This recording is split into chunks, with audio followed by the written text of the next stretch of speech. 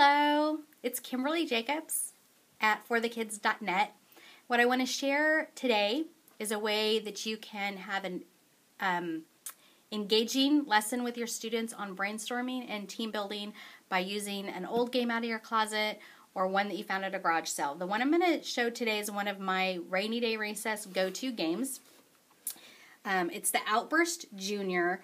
This one is circa 1970 something, I believe. But Outburst Junior is a game where you brainstorm ideas, and originally the game was written independently. You brainstorm ideas to a topic, and whoever had the most would win. I changed it up because I wanted a team building activity.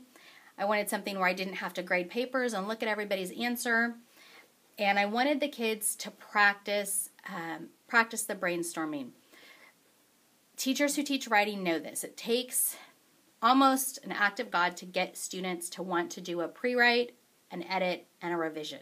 And it's the same thing with brainstorming. And in this era of testing where we're immediately telling them right, wrong, right, wrong, right, wrong, with that direct instruction, no, right, wrong, they got very judgy with their inner voices and their ideas. And teaching them, again, now how to brainstorm and not judge. If it popped into your head, write it down.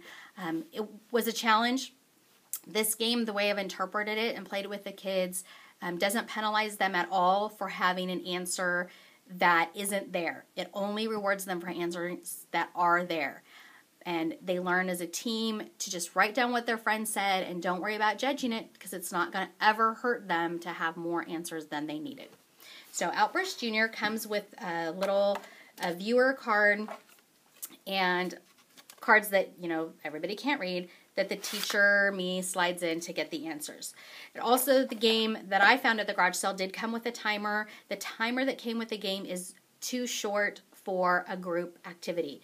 It's a 3-minute timer, but people were supposed to be thinking on their own and writing on their own. When you create a team, you're going to need more time.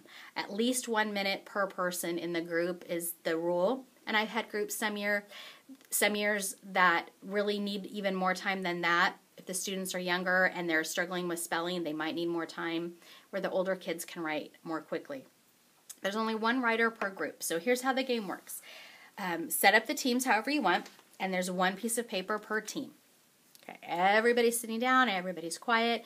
You're going to be quiet because you don't want your neighbor team to hear your answers. And then I'm going to read the topic. Things found in a cave. So everybody go. Write down things you might find in a cave. Start your little teacher timer or watch your clock, however you want to do it, because it's going to be fair as long as everybody starts and ends at the same time. Kids are writing.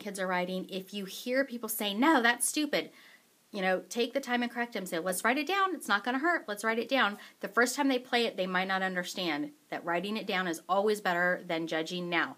First of all, because when you're judging and having a conversation, you're wasting time. And secondly, it's not going to hurt you to have more down than necessary. So everybody's writing. Beep, the timer goes off. So say, okay, stand up. The person with the paper, stand up. So one person from each team is standing up. It's the person with the paper. And of course, you're going to, from this point forward, address cheating or, scribbling or stretching the truth your own way that you do that. It's very rare that kids do that because they would have to have their whole table buying into the fact that they're going to cheat. And, if they do cheat, then they're out for the rest of the game was what happened in my classroom. But anyway, now the game gets a little bit different again for the grading. So what I'm going to say is the first answer is bats. So everybody who has bats on their paper, stay standing in the room. Everybody who had bats, stay standing. If your team didn't write down bats, you need to sit down. And I'm going to continue to read down this list until everybody's sitting down, or I've read all 10, or there's only one team left. So there's 3 choices now. Either we're going to get to everybody sitting down and then we'll back up, so I have at least one team or more winning. Everybody's going to sit down but one. Game's over right there, and they're going to get 2 points. Or I'm going to get to the last question, and one or more team are still standing up, and they're going to get 1 point. So I read bats. A team sits down. They don't have bats. I read stalactites. Oh, I don't think they could spell it, but stalactites.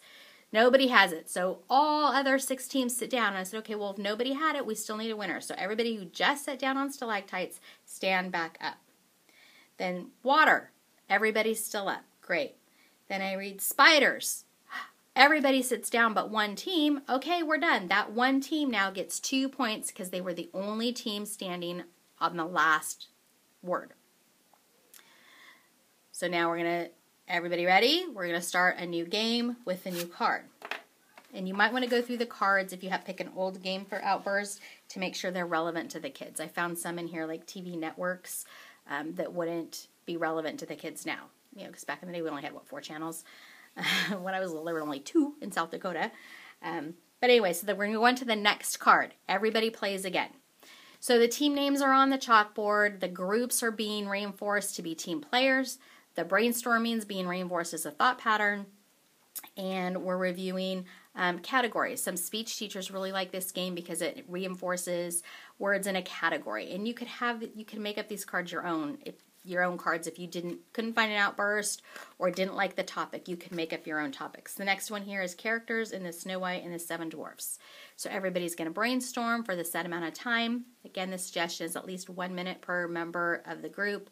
Maybe add an extra minute for grades as you go down up under 5th grade. All right, time's up. Stand up. One person stands up. So as a teacher, you only have to engage now and worry about the one person standing up.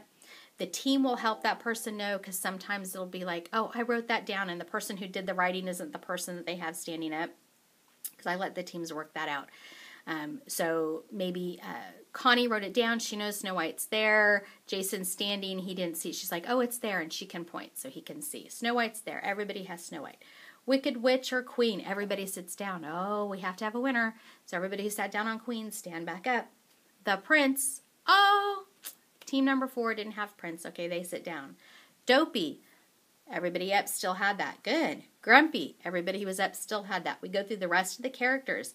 At the end of the game, if there's still 5 or 6 groups standing up, and I read all the way to the number 10th one, happy, every team who has somebody still standing up gets a point. So it's not a cutthroat game. There's points galore, points galore. This is just a giving game. Write down everything you think of, and I'm going to give points to everybody who's still standing at the end of the game. And if all the kids sit down, well, that was a bad answer. Silly game. They didn't know we didn't know that, so we all stand back up and we keep going. One student or 2 over the years brought up that because my list isn't a priority, maybe they had the most important answer, but they were already sitting down. Oh, well. And they might have had 9 out of 10 answers, but they didn't have the first one, so they were sitting down. Oh, well.